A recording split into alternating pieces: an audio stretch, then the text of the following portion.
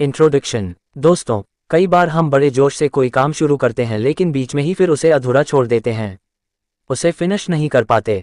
इसका main reason है कि हम परफेक्शनिज्म के माइंडसेट में फंस जाते हैं, जिसका मतलब है हम हर काम को परफेक्ट तरीके से करना चाहते हैं।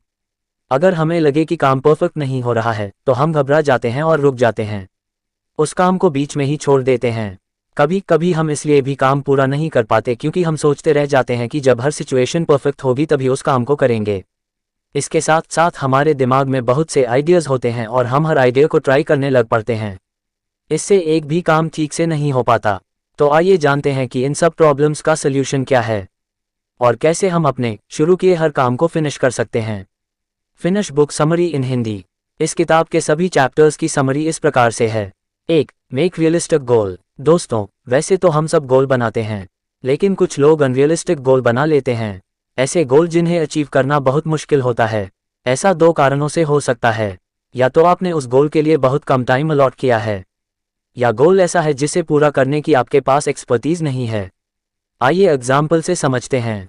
मान लीजिए एक ब्लॉगर जिसकी जॉब भी है सोचता है कि वह हर दिन 2000 शब्दों की अच्छी ब्लॉग पोस्ट लिखेगा। तो उसका ये गोल अनरियलिस्टिक है। वह हर दिन पोस्ट नहीं लिख पाएगा। अगर कोशिश करेगा भी तो दिमागी रूप से थक जाएगा और फिर फ्रस्ट्रेट होकर ब्लॉग करना ही बंद कर देगा। इस तरह वह ब्लॉग के काम को फिनिश नहीं कर पाएगा। इसके बजाय अगर वह हफ्ते में 2 पोस्ट का गोल रखता है तो उसे आसानी से कर पाएगा। उसे कोई फ्रस्ट्रेशन या थकान भी नहीं होगी और इस तरह एक साल में बहुत ज़्यादा ब्लॉग पोस्ट्स भी लिख लेगा, जिससे उसका ब्लॉग रैंक करेगा, ट्रैफिक आएगा और पैसे भी कमाने लग पड़ेगा। इसलिए दोस्तों, अनरियलिस्टिक गोल मत बनाइए। ऐसा गोल जो आपकी पहुंच में ही ना हो। दूसरों को देखकर भी गोल मत बनाइए। हो सकता है दूसरों के पास ज़्यादा टाइम और एक्सपर्टीज हो और आपके पास ना हो। इसलिए सक्सेसफुल होने के लिए पहला कदम है एक रियलिस्टिक गोल बनाना।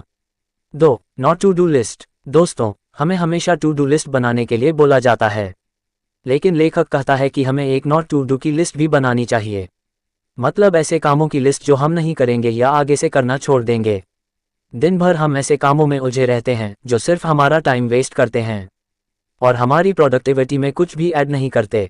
हमें ऐसे कामों से बचना चाहिए। इसके लिए अपनी प्रायोरिटी डिसाइड कीजिए। सबसे पहले वो काम करिए जो सबसे ज़्यादा इम्पॉर्टेंट है। ऐसे काम न करें जो आपका टाइम वेस्ट करते हैं। जैसे आपकी नॉट टू डू लिस्ट में ये काम आ सकते हैं: फालतू की मीटिंग्स, कॉन्फ्रेंसेस या seminar, TV, Facebook, TikTok, YouTube आदि। बहुत से लोग घंटों टीवी देखते रहते हैं। उन्हें लगता है उन्हें हर न्यूज़ का पता होना चाहिए, नहीं तो वे बाकी लोगों से पीछे रह जाएंगे। लेकिन दोस्तों, टीवी ज़रा भी ज़रूरी नहीं होता। इससे आप कुछ भी अचीव नहीं करते और अगर आपको कोई न्यूज़ पता नहीं होगी तो भी आपकी लाइफ रुक नहीं जाएगी। इसलिए इन सब चीज़ों का टाइम बहुत लिमिट कर दीजिए। जैसे एक राइटर को अगर नॉवल लिखना है तो उसे सुबह उठकर सबसे पहले राइटिंग का काम करना चाहिए, न कि फेसबुक या टीवी पर न्यूज़ सुनने बैठ जाना चाहिए। इससे उसके दिमाग में हज़ारों फालतू के थॉट्स आ जाएंगे और नॉवेल्स के अच्छे थॉट्स खत्म हो जाएंगे। तो इस तरह इन फालतू की चीज़ों को न करके आप अपने लिए बहुत सा टाइम जुटा लेंगे, जिससे आपको इम्पोर्टेंट काम के लिए बहुत सा समय मिल जाएगा। 3. Make work fun. दोस्तों, हम हमेशा दूसरों को कहते सुनते हैं कि सीरियस होकर काम करो।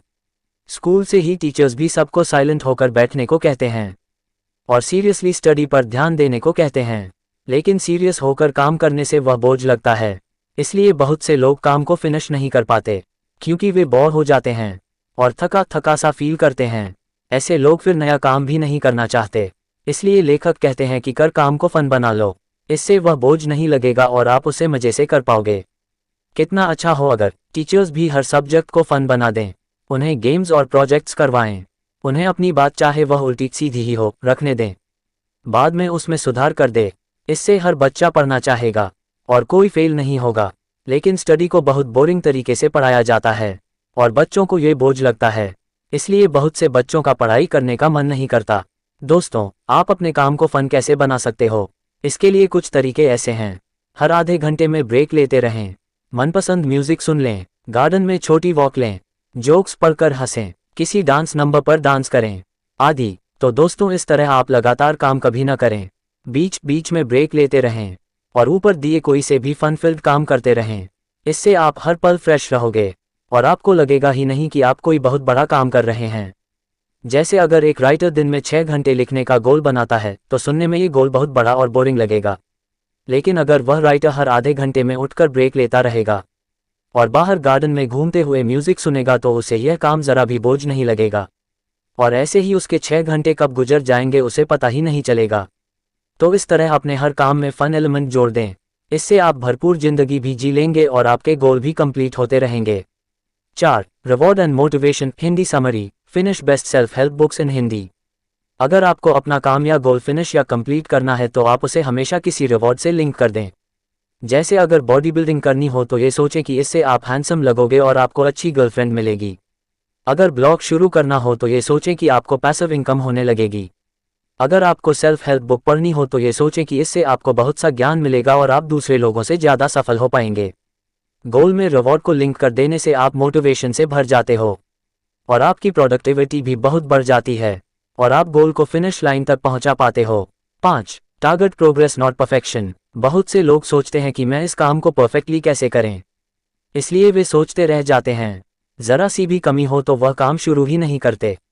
लेकिन लेखक कहता है कि आप प्रोग्रेस पर ध्यान दें, न कि परफेक्शन पर। परफेक्ट टाइम कभी नहीं आता और न ही परफेक्ट मूड या मोटिवेशन। आपके पास जो है उसी से काम पर जुट जाएं। पहले काम का रफ वर्जन ही बना लें, फिर उसमें इम्प्रूवमेंट करते जाएं। इससे अपने आप ही परफेक्शन आती चली जाएगी। जैसे विंडोज़ का पहला वर्जन परफेक्ट नहीं था, लेकिन विंडोज़ 10 तक आते आते बिल गेट्स ने इसे परफेक्ट बना दिया, बल्कि वे आगे भी इसमें इम्प्रूवमेंट करते जाएंगे। इसलिए दोस्तों, परफेक्शन के इस सिंड्रोम से बचिए। आप सिर्फ काम करने पर ध्यान दीजिए। यह मत सोचिए कि अगर यह कमी रह गई तो क्या होगा, लोगों को पसंद नहीं आया तो क्या होगा। ये सब बिल्कुल भी न सोचें। पहले काम कर दीजिए, फिर लोगों का फीडबैक देखकर उसे सुधारते जाइए। परफेक्शन इस तरह आती है। हर लेखक के नॉवल का पहला ड्राफ्ट बहुत ही बुरा दिखता है, लेकिन फिर वे उसे कई बार एडिट करके सुधारते जाते हैं। इस तरह फाइनल ड्राफ्ट बहुत अच्छा बन जाता है। इस तरह आप गोल में प्रोग्रेस करें, परफेक्शन अपने आप आती चली जाएगी। 6. Leave your hiding places. दोस्तों, बहुत से लोगों को जब भी नया काम करना होता है तो वे उसे न करने के एक्सक्यूजेस ढूंढ लेते हैं। एक्सक्यूजेस को ही ऑथर ने हाइडिंग प्लेसेस कहा है। जैसे आपका बिजनेस शुरू न करने का क्या एक्सक्यूज है, इसमें बहुत पैसा लगता है, लेकिन ध्यान से समझेंगे तो ऐसा नहीं है। बहुत से बिजनेस ऐसे भी हैं जो 10,000 में लगाए जा सकते हैं, और सबसे अच्छा एग्जाम्पल तो ब्लॉग का ही है, जिसके लिए शुरू में आपको सिर्फ डोमेन नेम और होस्टिंग के लिए ही खर्च करना होता है। दूसरा एक्सक्यूज हो सकता है, मुझे बिजनेस लगाने की जानकारी नहीं है, लेकिन आप इसके लिए ऑनलाइन बिजनेस की किताबें पढ़ सकते हैं। इस ब्लॉग पर भी आपको ऐसी कई किताबों की समरी मिल जाएगी। तो संक्षेप में कहें तो अपने एक्सक्यूजेस या हाइडिंग प्लेसेस में छिपना बंद करें, गोल बनाएं और उसे फिनिश भी करें। 7. Don't depend on data. Finish book summary इन हिंदी। अक्सर हम डेटा को देखकर भ्रमित हो जाते हैं। जैसे कुछ लोग बार बार अपने बैंक अकाउंट में अपना बैलेंस चेक करते रहते हैं और सोचते हैं कि काश उनके पास इतने पैसे होते तो वे कितने खुश होते। कुछ लोग वेट लॉस की चाहत में बार बार वेइंग मशीन पर खड़े होकर देखते रहते हैं कि कितना वेट लॉस आकर लिया। बहुत से ब्लॉगर शुरू के 3 महीनों में ही बार बार अपनी ट्रैफिक का डेटा देखना शुरू कर देते हैं। लेकिन दोस्तों, ये सब करना बंद करें। किसी भी काम के डेटा को बार बार चेक न करें। शुरू में सिर्फ काम करने पर फोकस करें, या दूसरे शब्दों में कहें तो कर्म करें, फल अपने आप मिलेगा। क्या आप आज आम का पेड़ लगाकर तीसरे महीने जाकर देखने लगते हो कि आम लगे हैं या नहीं? इस तरह डेटा से भ्रमित ना हो, इससे आप डिमोटिवेट हो जाते हो और उस काम को कभी भी फिनिश नहीं कर पाते। इससे अच्छा है फन के साथ साथ उस काम को करें, और एक दिन आप देखोगे कि डेटा भी आपके फेवर में आ जाएगा। 8. It's okay not to finish. दोस्तों, हालांकि इस बुक का टाइटल फिनिश है, लेकिन आपको कभी भी प्रेशर में नहीं आना है। अगर कोई काम आज फिनिश नहीं भी हुआ हो तो आपको पैनिक करने की जरूरत नहीं है। घर जाएं, आराम से नींद लें और अगले दिन फ्रेश माइंड से उस काम को फिर से शुरू करें। कुछ लोग काम में इतना डूब जाते हैं कि उन्हें खाने पीने की भी होश नहीं रहती। बहुत से एंटरप्रेन्योर हमेशा अपने बिजनेस के बोझ से स्ट्रेस में रहते हैं। इससे उनके बाल भी जल्दी सफ़ेद हो जाते हैं और हार्ट की कई बीमारियां भी लग जाती हैं। काम फिनिश करने का यह मतलब नहीं है कि आपको सब कुछ एक दिन में ही कर लेना है। इसका सबसे अच्छा तरीका है उचित टाइमलाइन बनाना।